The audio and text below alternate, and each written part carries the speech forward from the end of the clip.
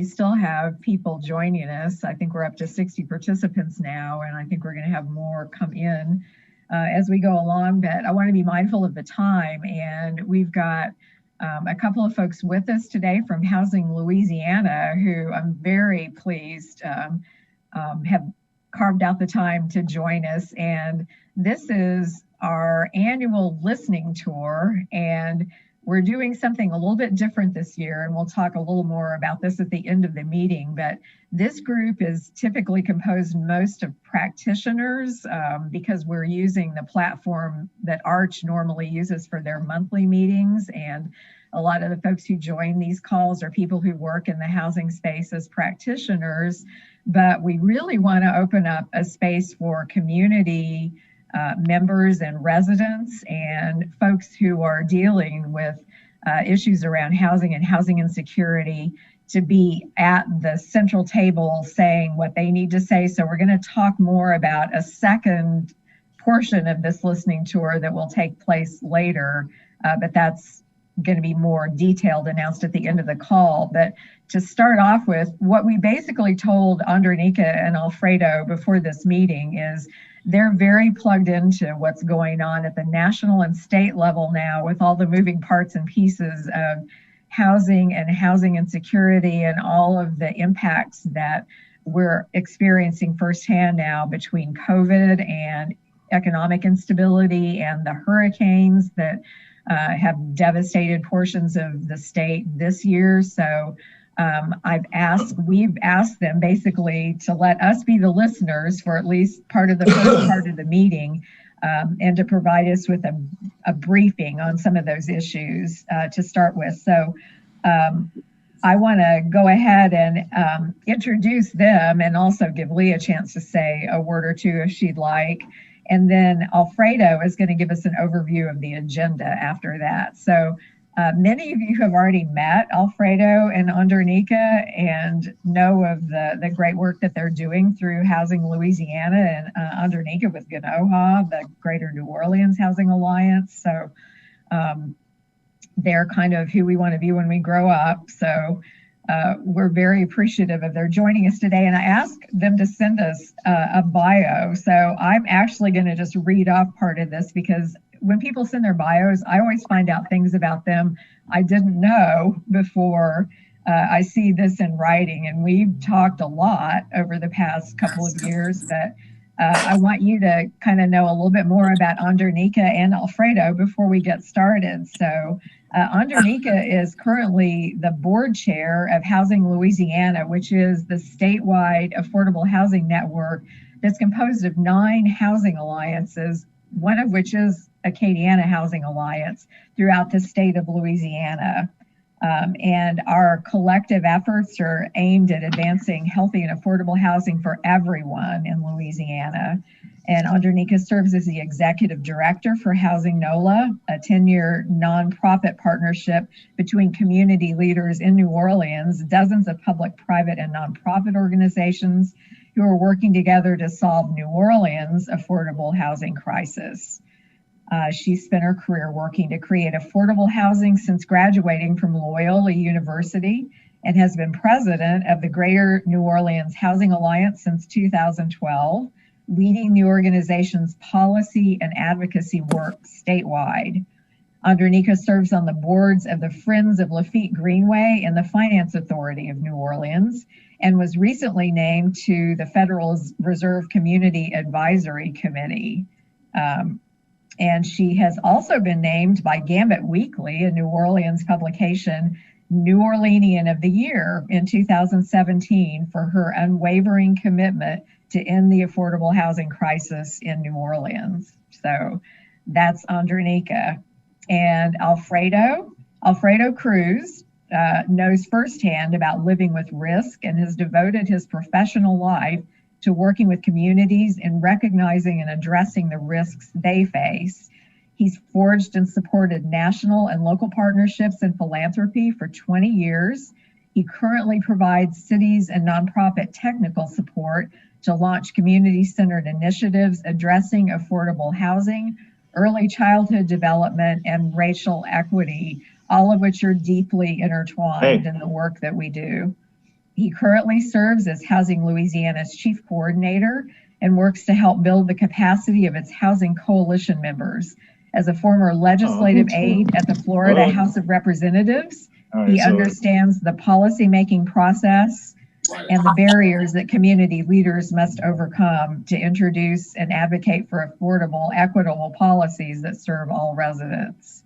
He studied literature at Florida State University, so he's one of my people, where he also completed MA studies in both urban planning and public policy.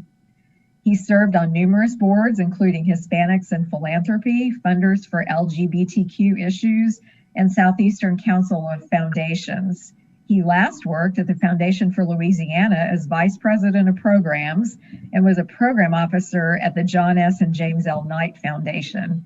He currently lives in Baton Rouge. So welcome, both of you. And Alfredo, unless Lee, do you have anything you want to add before we get started? No, we have a very full agenda. So thank you everybody for being here, and I will just let us jump right in.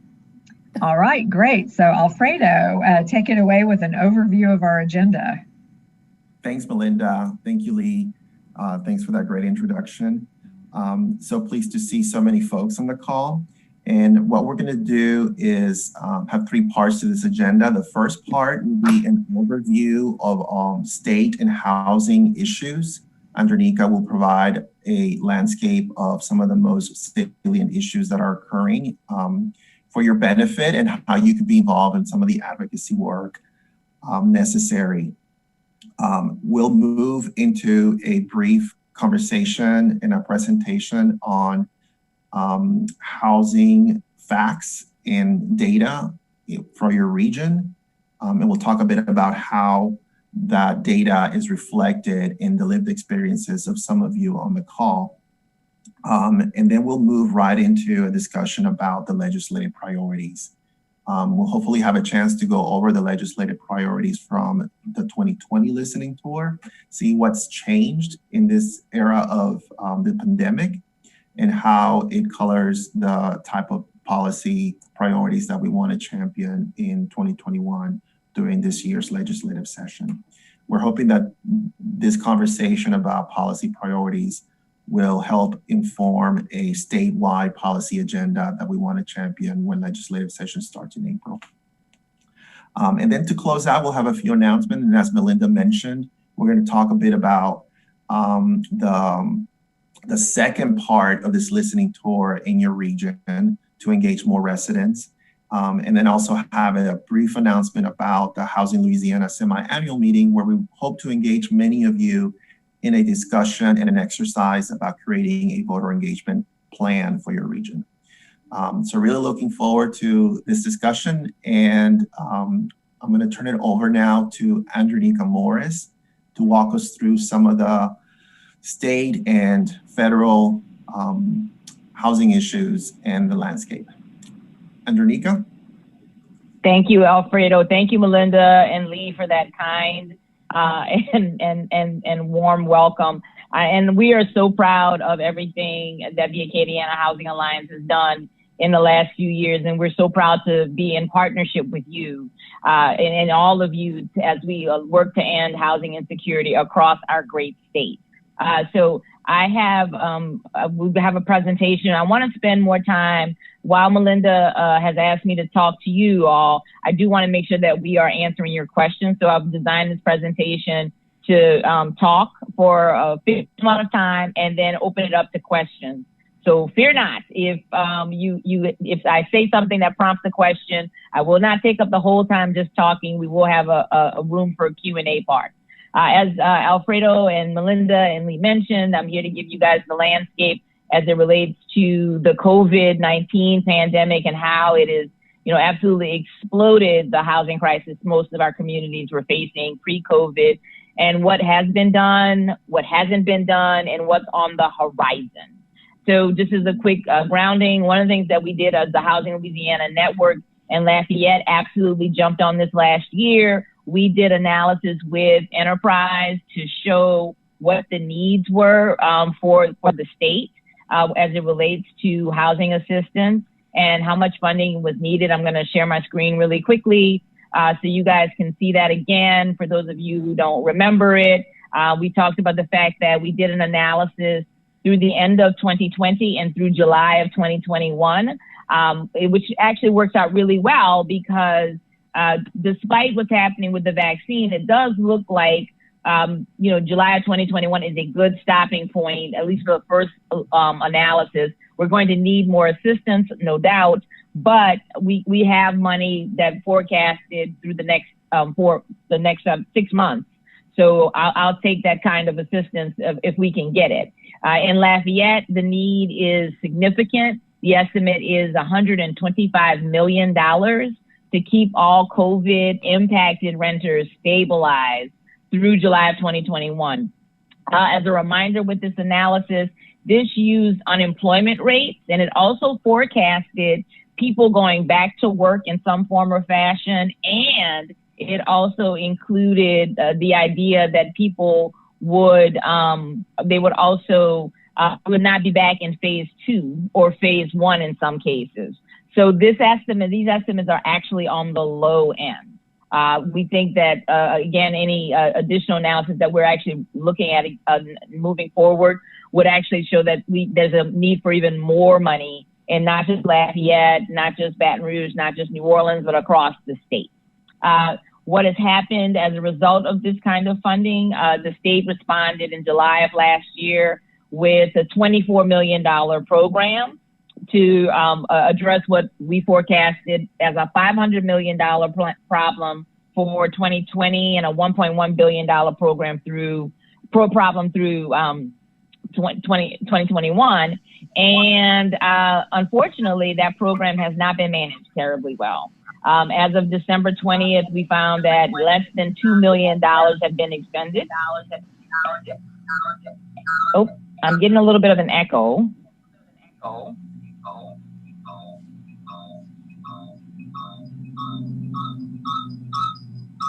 Somebody needs to mute. If you are not, can we mute Ann? Yeah.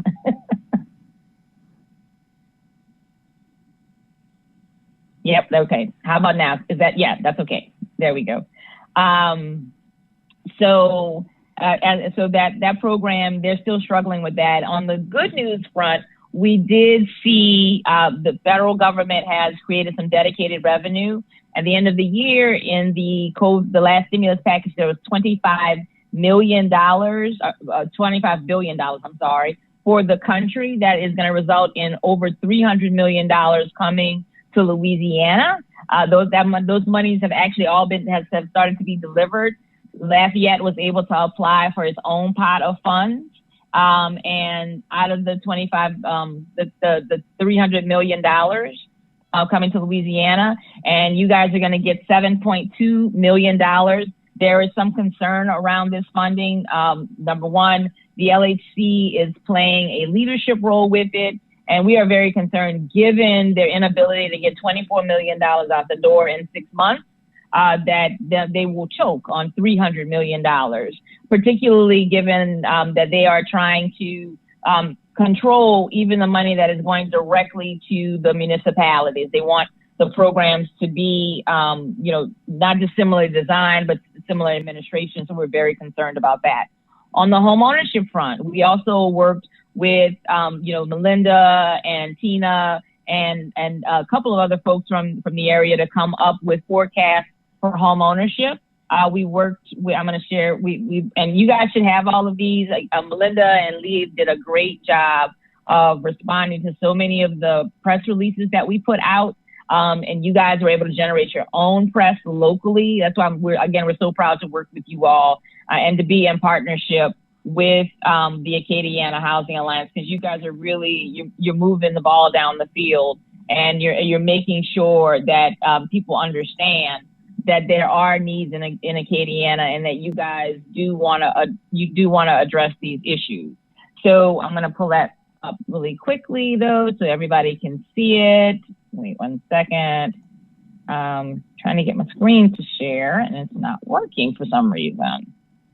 So what we do with homeowners is there is obviously a need for homeowners. The need for renters is much more urgent and critical, not less important though than, or not, homeowners are not less important. It's just the nature of homeownership in a foreclosure crisis. It takes longer to manifest. One thing that we've had that has worked is the foreclosure moratorium, which has been extended to March 31st. That's for FHA loans. But that's about 60% of the market. When that expires, we estimate that we're going to need $140 million a month to stabilize homeowners. For Lafayette, that's $18 million a month to stabilize homeowners who are delinquent. The Federal Reserve has also come out and confirmed our numbers. And unfortunately, we have not gotten any real forward momentum on creating a homeowner assistance program, a mortgage assistance program, unfortunately. So we want to make sure that we are keeping that in mind. As soon as we get renters somewhat stabilized, we really do need to be pivoting and making sure that there are resources available for homeowners. On the homeownership front, we're not simply saying cash. Number one, we think one thing that can help stabilize people is making sure that the banks, be it a portfolio product or FHA product, that they have to provide those folks with access. They have to give them a loan modification, putting whatever's in arrears towards the end. That's not going to help them pay the taxes. That's not going to help them pay the insurance, but it will at least get the risk of losing their home off the table. That's why we still want to keep in mind that homeowners are going to need some financial relief. And then there are the homeowners who have non-FHA loans, how those are going to be handled. We want to make sure that there's foreclosure counseling, that people understand what's going on and what they need. And so that was time. I set a timer for myself so that I wouldn't go over, but be able to open it up to give you guys a chance to ask questions. And I would also suggest, I know we're recording for the co-host. You guys might want to pin the video because Anne's still showing up as the speaker. And so we may want to, because even though she's muted, it's still showing up as the speaker, and that's going to show up on the video.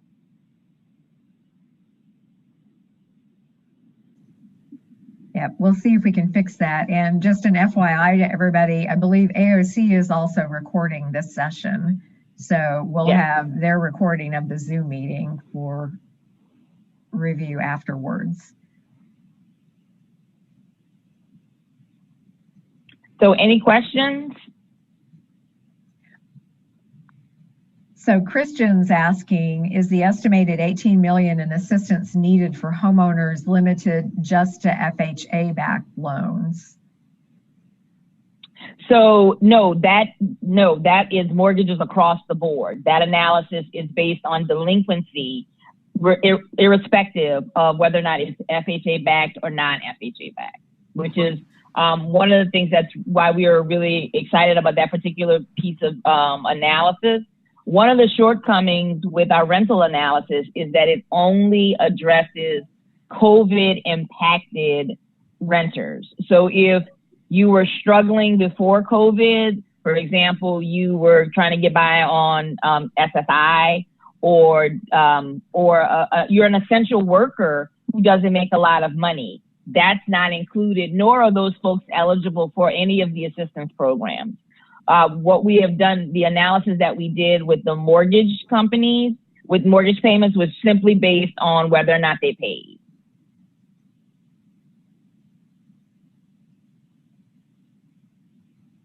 So any other questions for Andernika or any of our local folks who've been engaged in the arduous process of dealing with applicants from that previous LHC round of funding, the 24 million, or who are in conversations about the Treasury funds that are coming to us? Do you have anything that you want to say or report at this point about what's happening on that front for the group?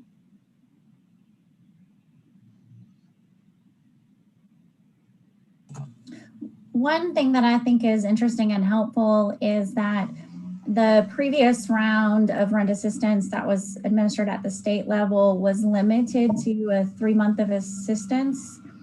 And it's my understanding that the intention is to utilize this money for those who may have needed additional support to actually get to a point of stabilized housing, because this program allows for a longer, you can pay additional months of arrears in addition to a few moving forward. I think it's up to 3. That's right.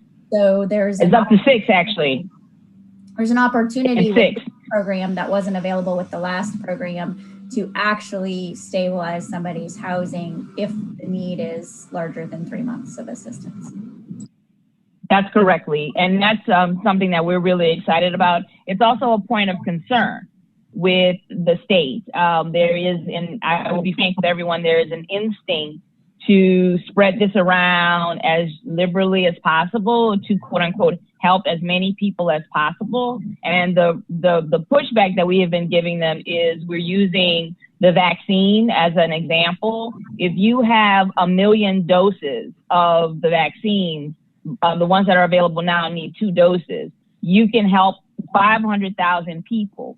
If you vaccinate 1 million people once and you do not know when or if you're going to get the second dose, you have in fact wasted 1 million doses of vaccine. You haven't vaccinated anyone. It is not until they get the second dose that they're, to Leah's point, stabilized and actually vaccinated. And this is the same thing. So we have $300 million now. President Biden has announced in his $1.9 trillion package, COVID relief package, that he wants another $30 billion for rental assistance, which could be another $350 million, but we don't know when that's going to come, and we don't know if it's going to come. So we are urging them to help in totality and not simply pay the back rent and for families who you know are still unemployed. And again, it's not going to be everyone. Some people are going to be able to access unemployment. Some people are going to be able to go back to work. But for the folks who are still unemployed, to pay 2, 3, 4 months of back rent and then have that landlord evict in a month or 2 is not, that's not helping that family. And so we need to be stabilizing folks. We also are excited about something else that the Biden administration announced last week, very quietly. Because one of the things that's missing in this model is the people who, as I mentioned earlier, who continue to be housing insecure and not because of COVID. Again, essential workers, vulnerable populations whose incomes have not changed, and people who have already been evicted. These programs don't really help them out the gate. And you can design a program that helps an existing renter, but again, we don't have enough money for everyone. The easiest thing to do is to help someone who has a landlord who wants to keep them housed, who's been riding with them and has been evicted, and to pay those. But what about people who've been displaced already and the homeless? Well, FEMA has been given permission to reimburse municipalities and state governments to create programs to create non-congregate housing solutions 100%. So the hotel program that you guys had here in Lafayette, that again we've been touting as a model. We had one in New Orleans. Trying to get one started. We think that it's absolutely a way to help people who've already been evicted and the chronically homeless, putting them in hotel rooms. FEMA will reimburse 100% for those programs. And so we need to be creating a spectrum of programs to help people, to keep people stabilized, and folks who are doubling up, people who have already been evicted, the chronically homeless, need to be going into short-term rentals and hotels so that they can be stable. There was a report that was released, a study that was released right before Thanksgiving, and it proves that because of where the eviction moratoriums lapsed, there was an increase in COVID infections and an increase in death. And that's across the board. In Louisiana, the estimate is almost 900 additional people died as a result of being housing insecure or homeless. And so it was serious before, it was critical before, it is imperative that we keep everyone stably housed during this crisis. And so that, and it bleeds into everything. If if the kids have to continue to stay home to get educated, I know we want them to go back to school as quickly as possible, but while they're at home, the quality of that housing and whether or not they can have internet or whether or not that house is, they have utilities on in that home is incredibly important. So this bleeds into everything. We're telling people to shelter at home if they have symptoms, if they don't have a home, or if they're not able to isolate inside of their housing. I saw a couple of folks on here who are working on reentry. This is a huge problem with our reentry population. People who the exposure inside of our prisons has been nothing short of ridiculous. So people who could be released from prison and go to stay with family members can't go if they have been exposed and if that family member, their family has a person inside who's vulnerable. So people are actually sitting in prison, not able to be released early because they don't have a housing plan. And COVID is impacting that. And so we can design a comprehensive system to address all of those populations.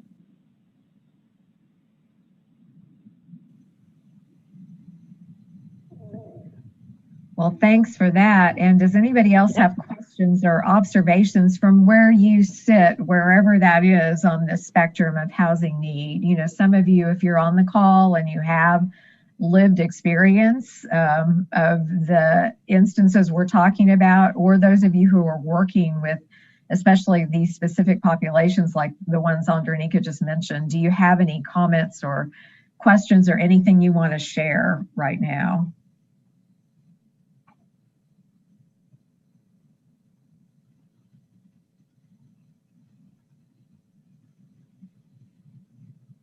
They're giving you a minute, but if not, we can move on, but please feel free to chime in, especially in the chat with any questions you have if you're not comfortable just speaking out in the Zoom room, and we can move on ahead. But I appreciate that comprehensive overview. And I think that a critical takeaway from this is we all need to keep our eyes on what's happening now, because there are going to be some changes and some new things happening now that we've had a change of leadership at the national level, and there are inputs that we need to be giving to the folks who represent us. And I think we'll talk a bit more about the specifics around those in this meeting as well.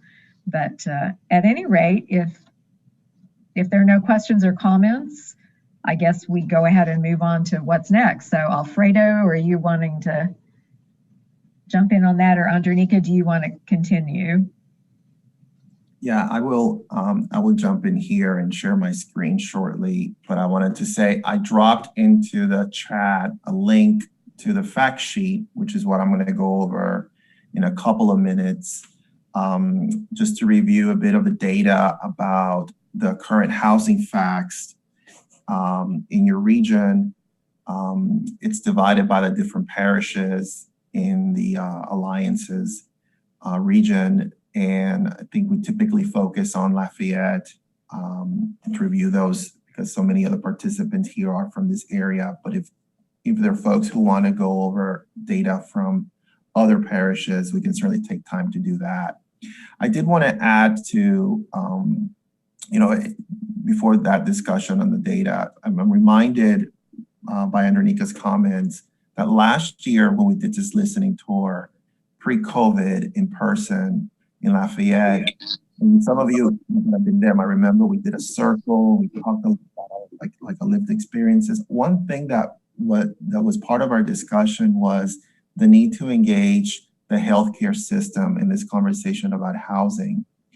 And interestingly, the CDC has done 2 studies. One was before COVID, about the stress that people with housing instability have and how that level of stress leads to a deterioration of mental health, which impacts people's immune system. And that became so important to understand during COVID because we saw so many people in communities of color really go down with the virus and that, you know, there's this correlation between their housing instability, the stress, and the deterioration of their immune system that made them more at risk of contracting the virus. And the CDC was sort of signaling that in that first study. And there's a more recent study the CDC has done to sort of explain why the virus impacted communities of color disproportionately. And it just coincides directly with the housing stability that communities of color experience. And you know, if there aren't already a lot of or a significant number of partners in this alliance from the healthcare industry, I urge you all to invite them, because this is a relevant conversation for them, or should be. And I know with Housing Louisiana, we're trying to really launch a healthy housing conversation to talk about the intersectionality of health and housing. So I just wanted to share that and lift up the importance of us to be talking more about the health impact of housing instability, particularly in communities of color. And I want to share my screen, and hopefully I have the ability to do that here to go over the data. But for those of you who want to follow along, it is the link, the hyperlink should be in the chat. And what we want to focus on is, like I mentioned, the Lafayette area, where we see, I'm sure I can scroll up on this thing. There we go. So we have the columns here of the different parishes in your region for your housing alliance. And we have in Lafayette population. And the reason we go over this is because we also want to hear from you all and listen to your reactions about this data, whether it seems accurate based on your work and your experience, or if some of this seems out of whack and we just need to go back and look at this data again and make some adjustments. So we have for the Lafayette region a population size that is comprised of 26.8% Blacks, 69% white, 1.8% Asian, and others 2.4%. And we know that 5% are Hispanics or Latinos, and 95% are not. We see that the median rent here is $877, and that the median value for houses is just a bit over $192,000. And of all households, 67% are owner occupied, and a third are renter occupied. And of those occupancies, we know that of all the households, actually, we know that 10,577 units are vacant, which seems like a really high number, and that there are a total of 105,067 units of housing. Median income, 60,567, and it's 18% poverty status. And here's the part where we try to focus a lot of our efforts in trying to reduce the cost burden of residents. Of all the folks who are cost burdened in the Lafayette area, and by that we mean folks who are paying more than a third of their income on housing. Those who own their properties, 18% of those who own their properties are cost burdened, and they're spending more than a third of their income on housing. And it's over twice the amount for those who rent. Those who rent, 41.8%, are strapped month to month, paying more than a third of their income on rent. Overall, it's a 25% number of folks, for 25% of all folks, owner and renters, who are cost burdened, paying more than a third of their income on housing. I'm going to stop there and see if there are any reactions to these numbers. And in particular, if this cost burden seems accurate based on your knowledge and your work in the region. I guess the best way to do this is maybe to unmute yourself if you want to make a comment. And I know there's several people on the phone, so we'll spend just about 5-10 minutes. I see a question from Lee. And Lee, I believe this is 2019-2020 data.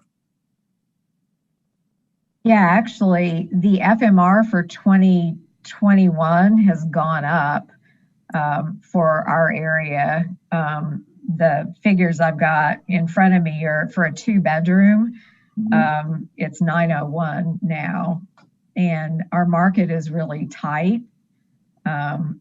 because we've basically got a lot of people who've been displaced from the storms this year. So I think rents are going up, and I would say that vacancy rate, I mean, this is just me, but I imagine that vacancy rate is not an accurate reflection of the current situation. And, you know, the people who are trying to actually place people out of the non-congregate shelters into housing can probably speak to that more than I can. Yeah, thanks for lifting that, Melinda, because I do believe this data doesn't capture also the folks displaced from Lake Charles after the storms. There are a lot of folks that have been, displaced around you who moved here. And I don't think that this number captures that population at all. So there's folks in the call that can speak to that. Sorry, you said that the timeline is what's the time frame for this data? What's it pulling from? I believe it's 2019. Cynthia Thomas is on the phone. Cynthia, can you see the time frame of the data? I believe it was 2019. Yes, it was 2019. Yeah. Okay, so it won't take into account the changes as a result of COVID-19 or the hurricanes then, anything that happened in 2020? Yeah, that's correct. I think that this is the most up-to-date data that we can get, and that's why it requires us to get input locally, if you all have or are tracking that, so that this number could be more accurate reflection. And that's sort of the challenge, right? Like, how do we get information? And it really does require a local data sharing effort, which I hope it's something we take on this year, because every year we face the same situation, especially because we have so many storms that displace people. And this is a number that we know fluctuates very quickly. You gotta find out where it comes from. That stuff is good. So if there are any folks on the phone that can maybe speak to the vacancy rate, that if there's anyone with knowledge about how that's being tracked, that would help us begin to collect data that gives us a more accurate count.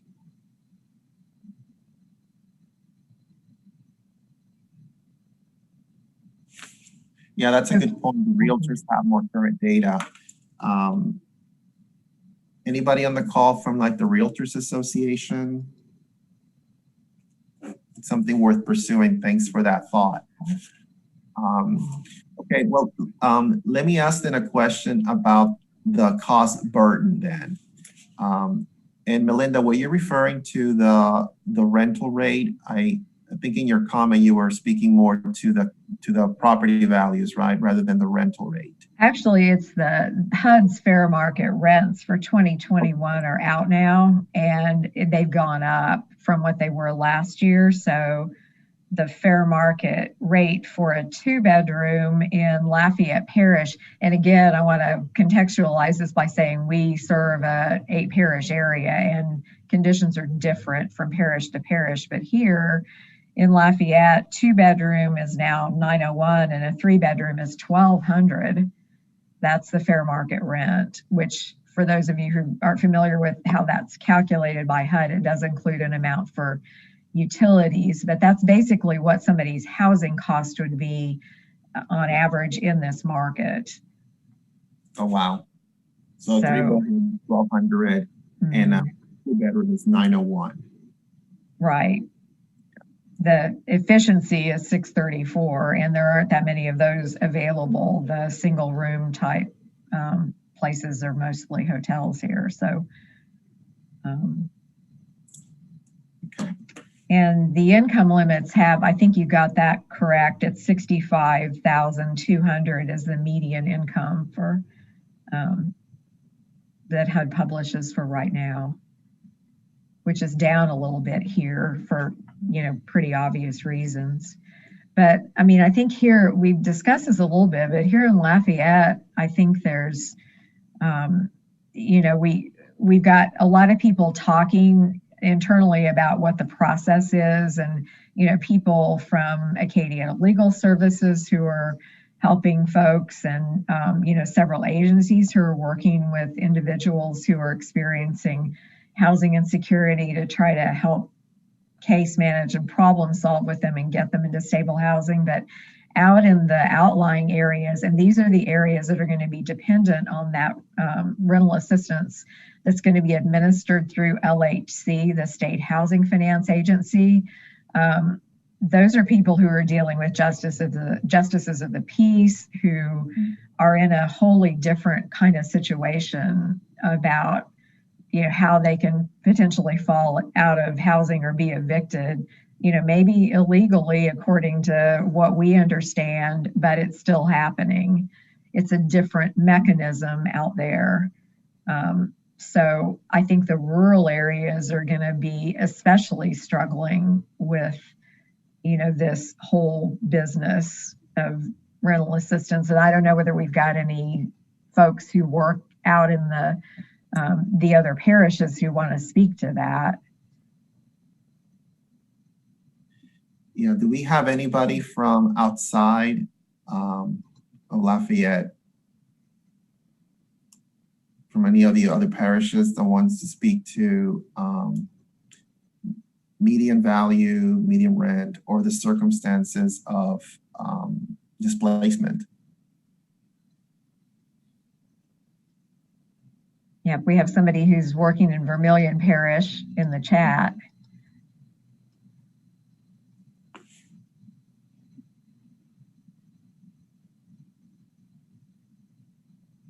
Okay. So I know it's a big group, and that may be a little intimidating, but I mean, this is all good information for us to have and, you know, be aware of. Yeah, I think that the commitment we have to make, and I know we talk about this every year, is, you know, how to get this data more accurate, so that we are really capturing the changes that occur year to year, because, you know, we keep going back to the same resources that don't capture those changes as they occur. And you know, we're talking now with LHC as they try to develop this shared database for the purpose of distributing the emergency rental assistance. Like, if we're going to create a uniform system, let's create a uniform system that does allow us to share data, even when there aren't catastrophes happening, you know, so that we can have a better understanding of housing needs and then be able to address them. So we have an opportunity in this crisis to have a system that allows us to really collect data more effectively and then share it. But it means also that we need local partners here in Lafayette who can help us collect that data locally and then feed it into a larger statewide system from which we could all benefit.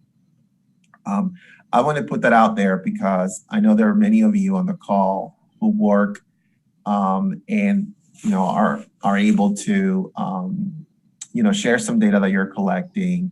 If it's data pertaining to homelessness, people experiencing homelessness, that could be fed into a broader system. And that way we're also sharing data about the housing circumstances of all people, even those who don't have a shelter and are living in congregate shelter.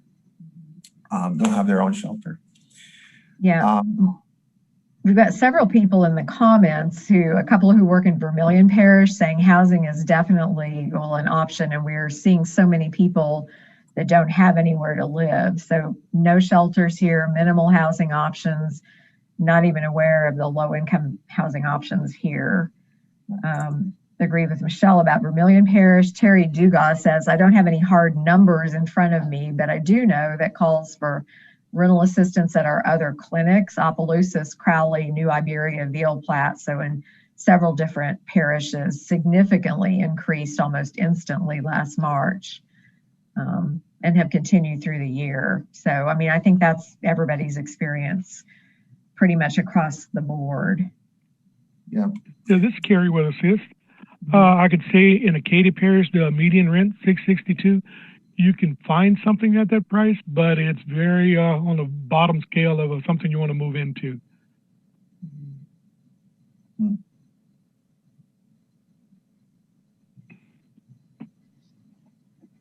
Yep. Okay. Well, I'm gonna drop in the Dropbox shortly another link I wanted to share that and I'm not going to spend the time pulling it up on the screen here, but I'm going to make sure you all have access to a report that the National Low Income Housing Coalition put out last year called Out of Reach. They do this every year, and it really does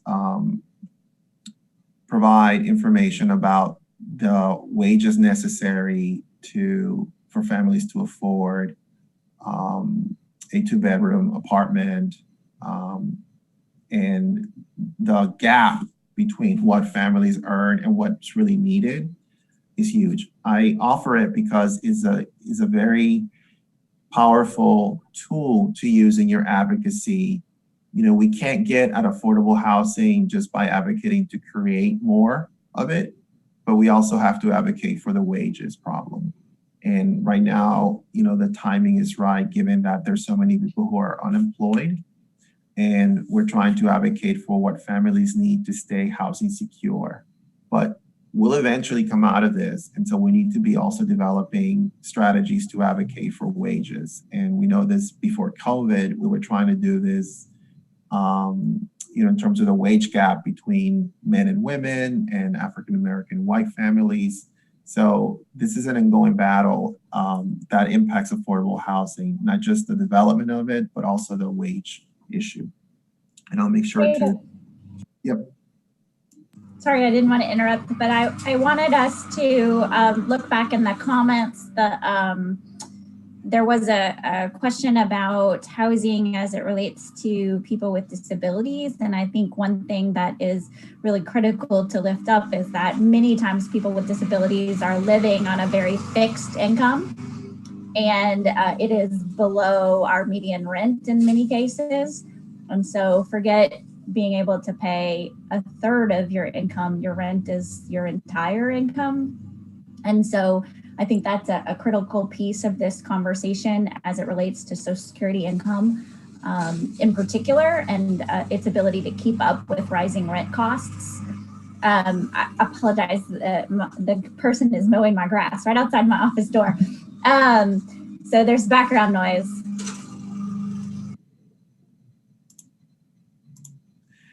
Thanks for that, Lee. Really important.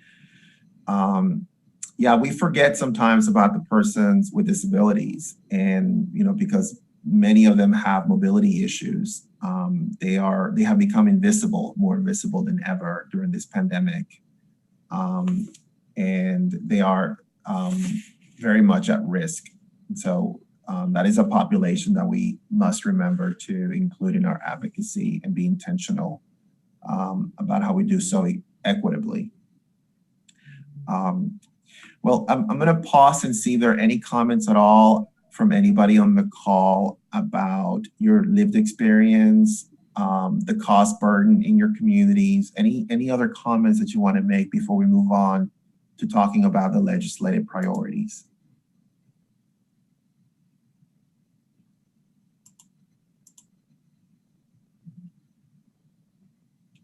and I dropped in the chat, I dropped the link to one of the resources that I was referring to.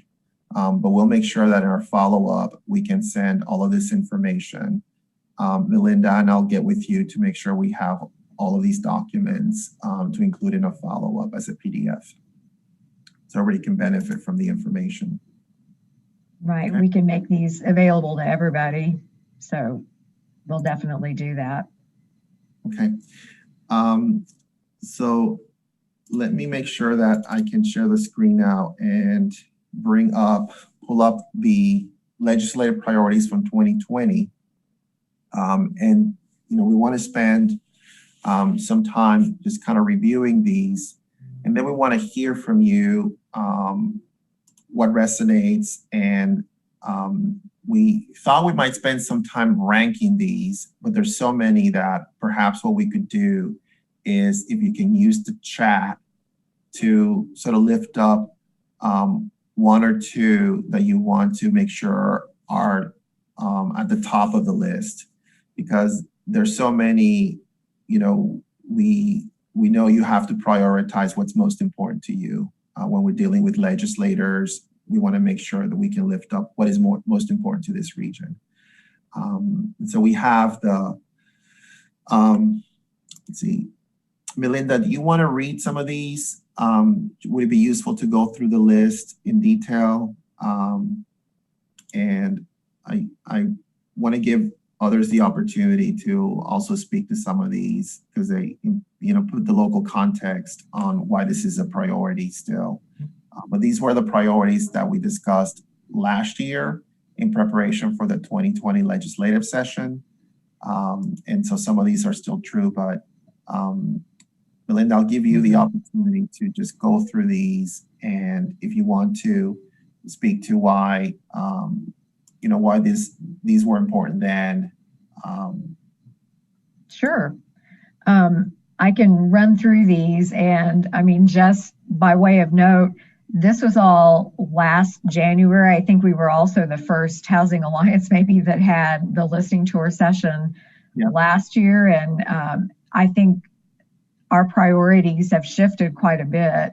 I think all of these things are still important, but we've got a whole new group of issues that need to be dealt with this year. So I'll just run through these quickly. The first one was to create a designated revenue stream for local and statewide housing trust funds to increase affordable housing production. The Housing Trust Fund mechanism is one that has been long set up at the state level, first through the Louisiana Housing Corporation now.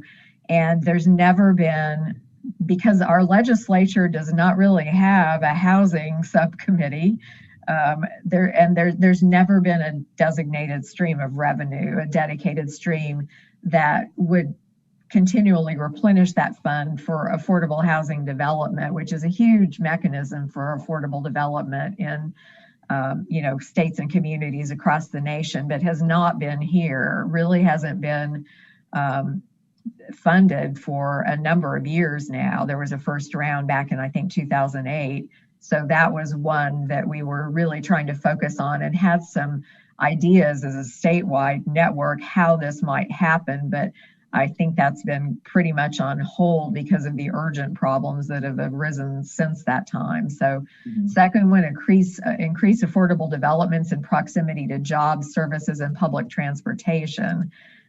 Again, we all agree that there needs to be more affordable, both rental and owner-occupied housing that puts people close to where they need to be. And what we see here fairly frequently is that to get affordable housing in this market, in the Lafayette market, a lot of times people who work maybe in one of the urban centers are forced to go out, far out sometimes, into the rural areas to find affordable housing. And then they're forced to have a long commute. So the next one, increase or invest in sustainable development for quality neighborhoods, affordable opportunities, long-term floodwater management planning, et cetera. as well as weatherization upgrades for older housing stock. I mean, we have aging housing stock here, and that's been just made so much more apparent and critical because of the hurricane season we just had. And we've got, Jody Ware, I may be on the call and can speak to this for our Long-Term Recovery Coalition, but hundreds of people waiting for assistance with repairs to their homes that were damaged by Delta and Laura. And that's in this region. Of course, it's even worse west of here, but that problem is with us and is going to continue to be with us, the aging housing stock that we have, and how to help deal with that more effectively, recruit more local developers to partner with and commit, the screen's moving around a bit, commit to affordable housing development, increase equitable development with the intent to undo the negative impacts of redlining. So, that's something that we want to be mindful of as we do development here. Increase permanent and emergency housing opportunities for the displaced households in the region, which that's definitely at the top of the list right now. Increase homeownership opportunities for low and moderate income renters. And several different mechanisms to do that, to get people who are able to move out of rental housing into housing where they're building equity. Improve or establish public transportation mechanisms for individuals living in affordable housing to travel to and from their jobs, and develop a strategy to help homeowners who do not have the funds necessary for home repairs. And that's just me reading what is in front of you all right now. Okay, and second page, improve alignment between all financial counseling services and create a strong marketing campaign for financial literacy that caters to a broader group of individuals, which that's incredibly important. And there's work to be done to aligning programs that exist maybe separate and disparate, but actually, again, that ties in with the next priority, which is increasing homebuyer education and financial literacy opportunities. Creating a convergent partnership with healthcare providers to increase access to affordable housing for those suffering from a health problem. Remove outdated legislation that prevents opportunities for the creation of group homes and other shared living scenarios.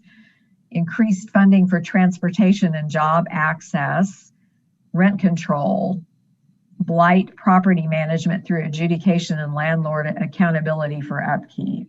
So, I mean, these are all important things, but this year, when you look at this list, what do you see first off that's missing or that needs to be edited?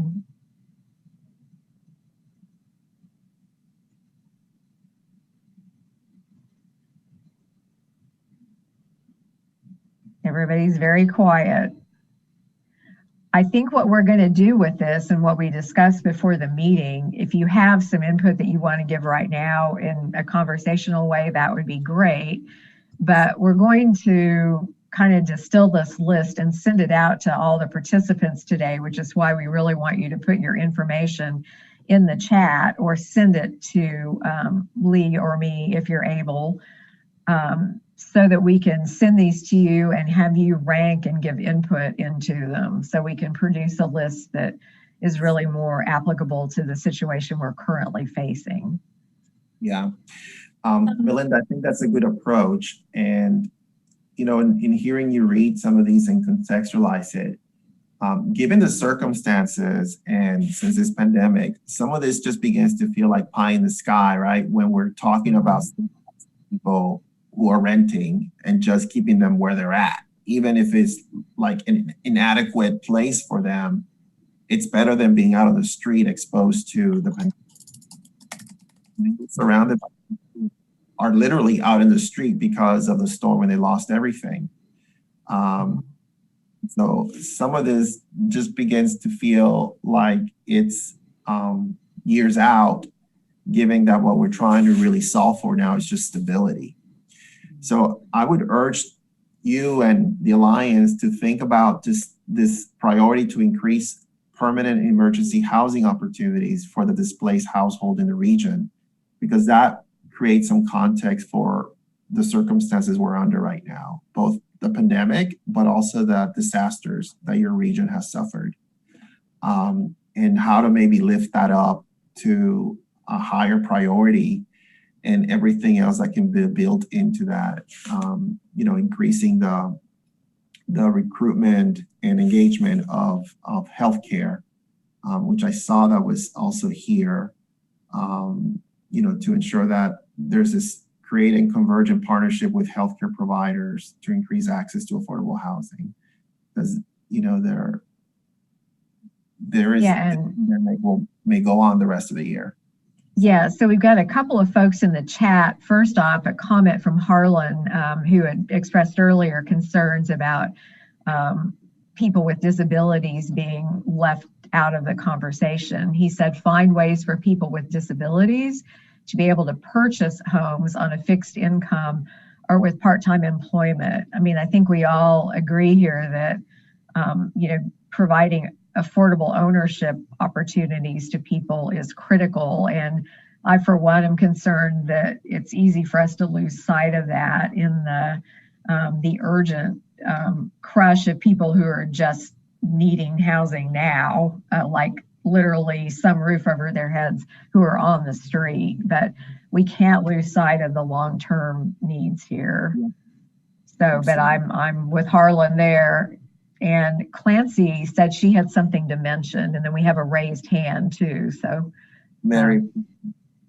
Yeah, really quickly, Alfredo, I wanted to highlight what you said, because I manage the share house at Arch of Acadiana. And so after the storms, there were people moving to Lafayette Parish or into our region who needed beds and dishes, and they needed everything that they lost in the storm. But they also you are highlighting healthcare.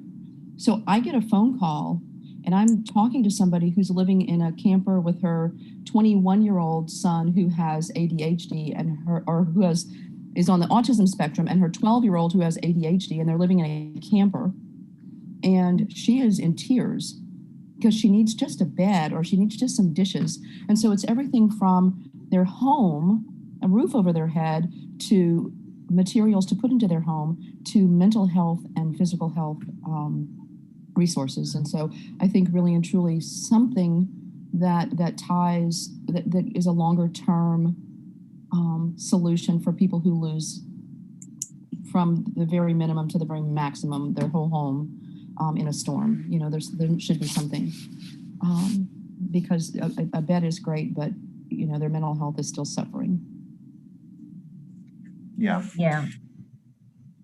And organizations here have really scrambled and done an outstanding job with limited resources to do the level of case management that's needed to assist people because of all these complex needs that are presenting themselves. So that's a huge issue here, is the availability and the coherency of case management for people who are struggling with urgent housing issues. And we've had some discussions about, do we need to stand up a housing crisis line? What would that look like? Because of all these urgent issues that are coming up. And Belle, do you want to speak out what you just put in the chat?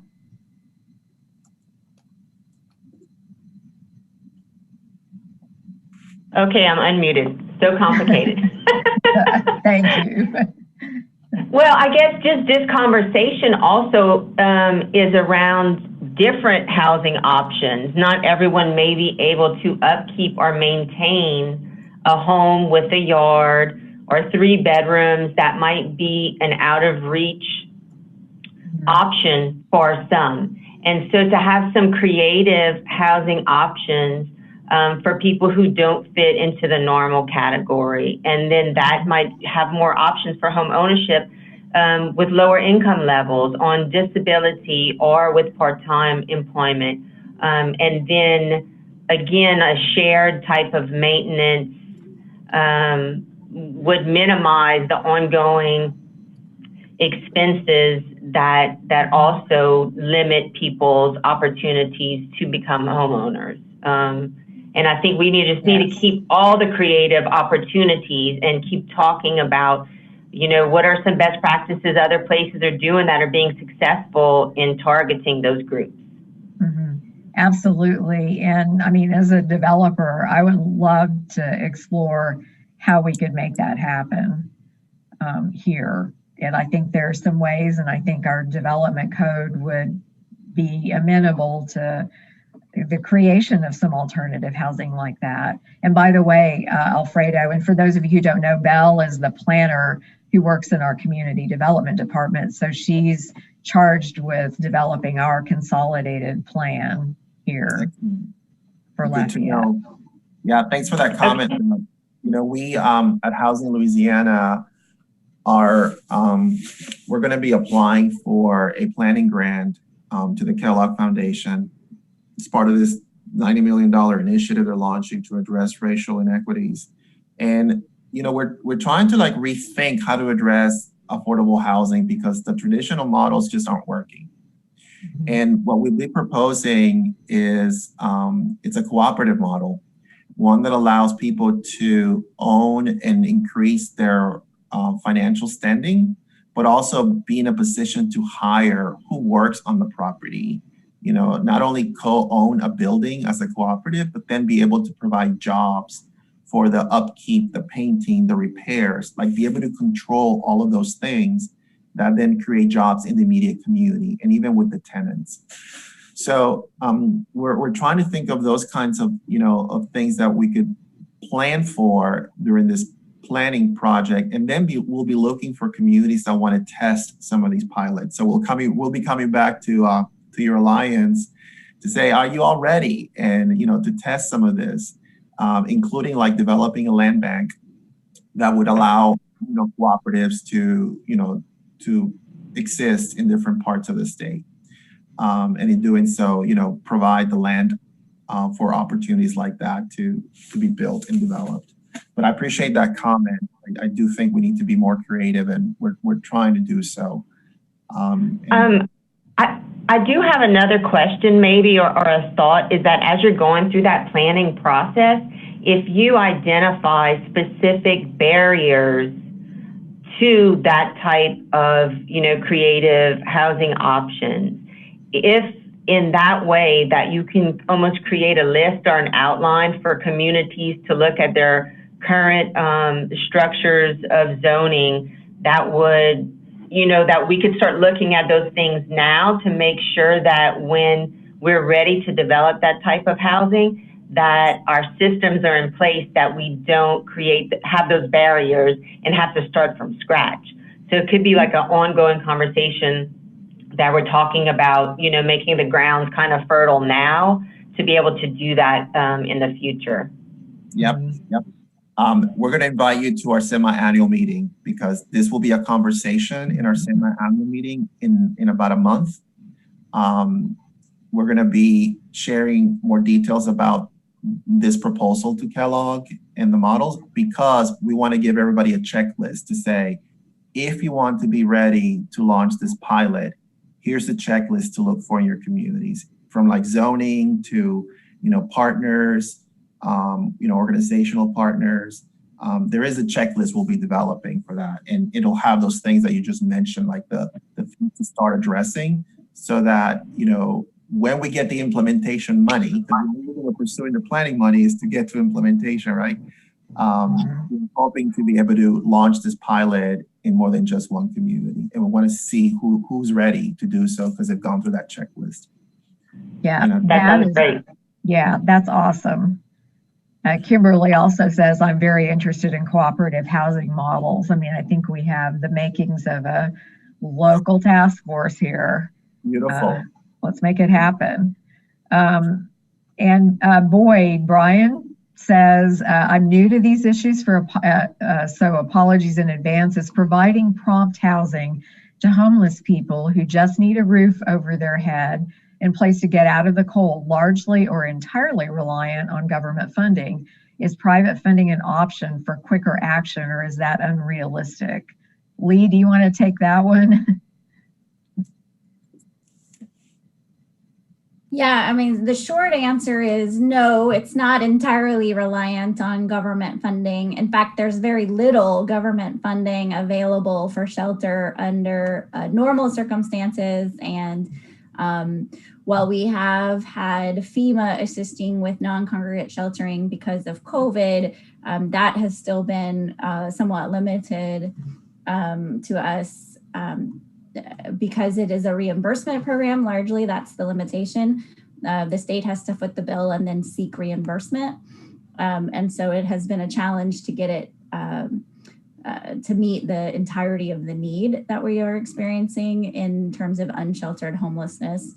Locally, Arch has been doing a tremendous amount of private fundraising to try to provide for hotels and motels to use that as extensions of shelter for especially the cold nights that we've experienced.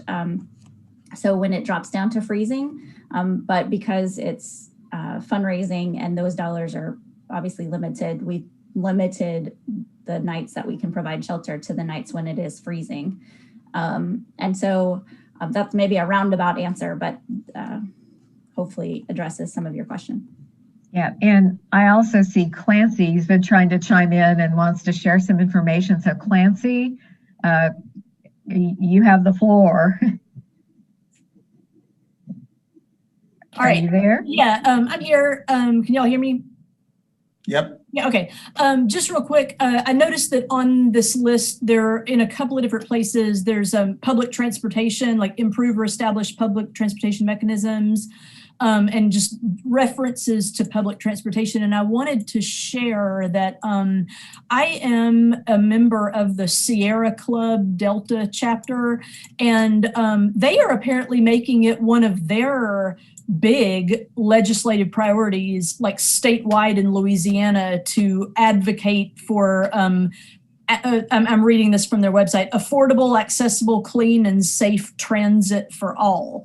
And so I just wanted to share that like this is an organization that's really, they're an environmentalist organization, but this seems to be a very high priority for them for this chapter at this time. And that can, hopefully help with what you all are doing. Yeah, that's great information to have, and those issues are inextricably intertwined.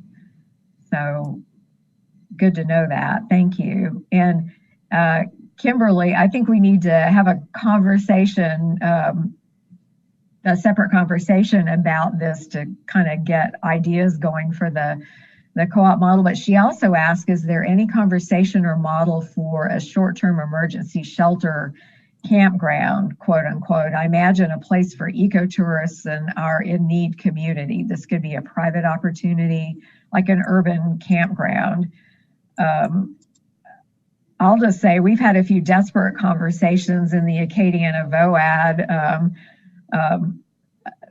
committee meetings about setting up some kind of a place for people who are living in their cars so that they'll at least have access to hygiene facilities and safety. So, some kind of a parking area that would include a space where they could prepare food and, have basic hygiene, with either a shower trailer or portalets, or probably both. But we haven't really gotten anything off the ground with that. And I'm not sure what the level of need is. Ideally, we would be working to get those folks into permanent housing. So Lee, did you want to address that?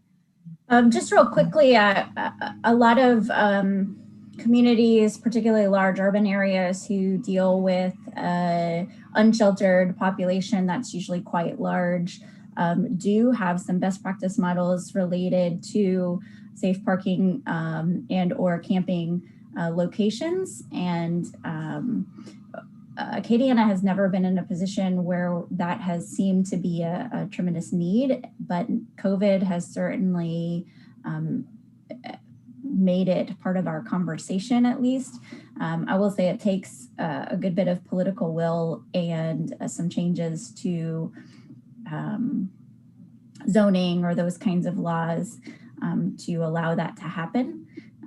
And certainly first choice would be to have a rapid access to housing rather than an extended time in a safe camping or safe parking location.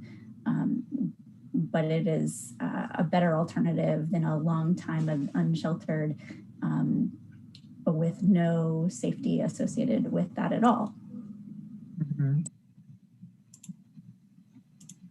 Yeah, so somewhat in the interest of time, I really don't want to cut off what I think is great conversation and discussion, but I think we have one action step, which is for the Housing Alliance folks to convene a conversation quickly about, how we might move ahead with a cooperative model. And there are a couple of people who've chimed in the chat that they're interested in being part of that conversation. So, that's awesome. A terrific unintentional outcome of this. I'm so pleasantly surprised, and I'm delighted that that's the case. I've put on the chat the priorities, by the way, so everybody can download them if you care to review those and provide any additional comments about things that you feel ought to be lifted up by the Alliance and prioritized. Please do so. But I know you all will keep this conversation going so that we can have a final list in priorities that is important to you. Right, and our intention is to send out a survey to the group, everybody who we have mailing information or emailing information for, to allow you to rank priorities, comment on them, and add anything that you think is a high priority to the list, so we can compile that and have that ready to give back to you. I'll just draw the attention. There is a link if you're not already on the email list distribution. If you want to add your name to it, there's a link in the chat. For those who are joining by phone and don't have access to that, then you can email me directly and I'll help get you added on there. And that's arch@archacadiana.org. Thanks, Lee.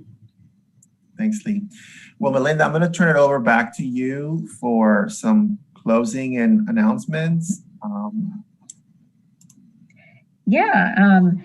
First off, I mentioned at the beginning of the call that we're very aware, and part of the reason that we formed this alliance is that we really want to put at the center of any conversations about housing the voices of people who are stakeholders, who have lived experience of housing insecurity, whose needs should be primary in any conversations we have about this. And we realize that this platform is probably not the best way to do that, because we're basically taking over a space that's mostly practitioners and community members who are engaged in maybe housing development, but we want more resident engagement. And so what we decided would be best, rather than try to get people to come at noon on a Thursday, is to schedule an evening meeting. So we're having Housing Listening Tour Part 2 on March the 2nd.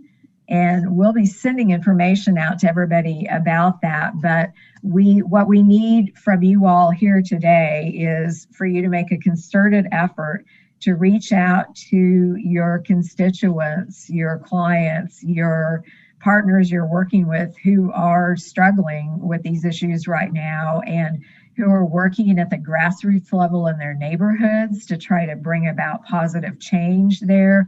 Those are the folks that need to be at this table and need to be right around the center of it with us listening. So that meeting on the 2nd, will send out additional information when we get the details arranged, but we'll probably try maybe multiple platforms and are mindful of the fact that some people struggle with Zoom or with the online meeting, but that'll be at 5:30. So, and Tina, I don't know if you're still with us. Tina Bingham is our community engagement coordinator for the Housing Alliance, and she's also the community development director for Lafayette Habitat. So Tina, if you want to say anything more about that. I see you're here, but yeah, there you are.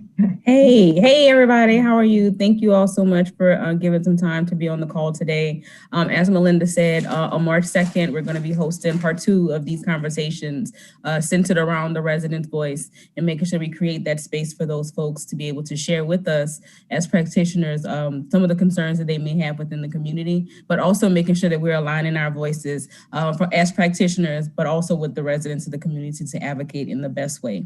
So I want to encourage anyone who are currently working with residents in their day-to-day work. If you can drop your email in the chat, or you can email me directly at habitat.lafayette.org. tina@habitatlafayette.org. And I'll add you to the running list. And when we get those updates and start convening the conversation around how we're going to really facilitate this conversation with the residents, I want to make sure we include you guys and some of your resident leaders in that conversation as well. So if you have anyone that may be interested in participating, please feel free to email me. Great. And we also do have a few people in the chat. And Diane, you need to be in that meeting on the 2nd. But others who want to participate in that meeting or know folks who do, will create platforms for everybody to connect so we can do this together. And I also want to turn it finally back over to Alfredo again briefly for just the announcement and information about that semi-annual meeting for Housing Louisiana that he referenced earlier. So voter engagement planning, top of mind there, among other things. So Alfredo?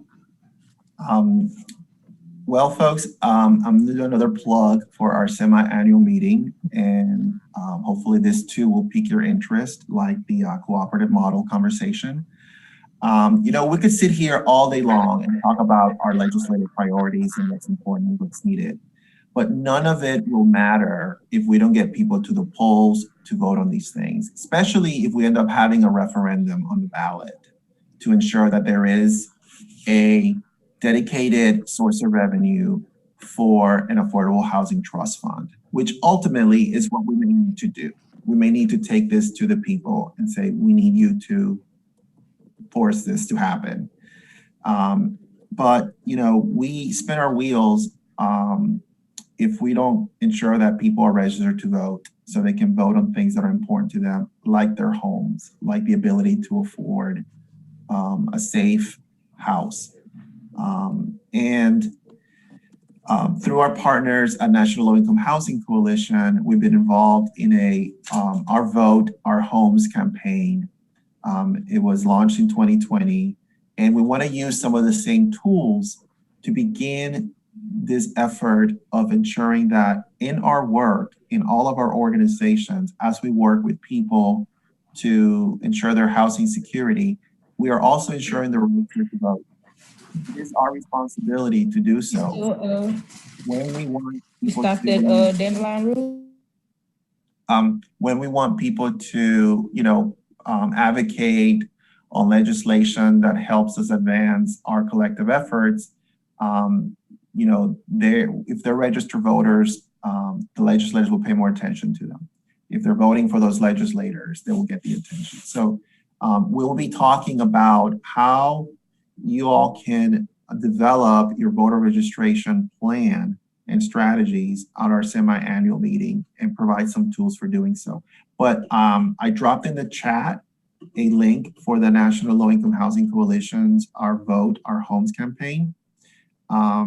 And hopefully you have a chance to review some of that, but please join us at the semi-annual meeting.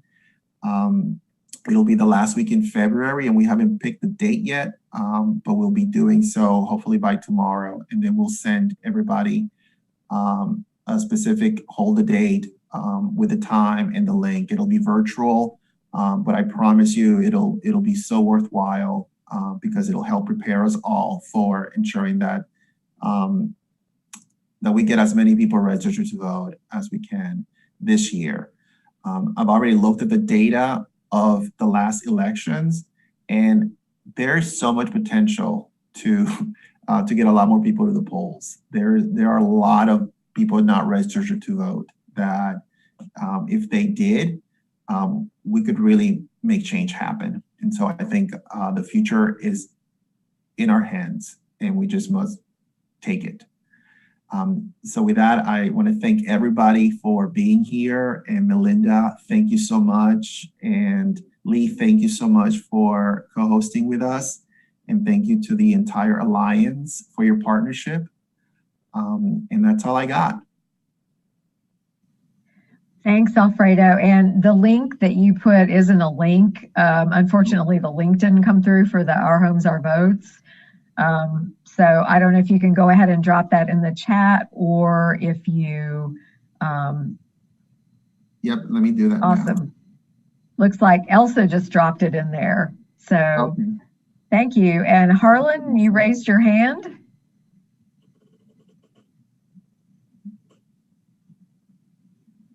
So not hearing anything, but we definitely have information for all of you. And if we don't have your contact information, please take the pathway Elsa mentioned and let us know of your interest, and we'll be in touch. So once again, thank you so much, all of you, for being here today. I think we have a lot of work to do. And as the old proverb said, if you want to go fast, go alone. If you want to go far, go together. And we have far to go. So let's all go together. And thanks. We'll see you soon. Thank you. Bye. Bye-bye.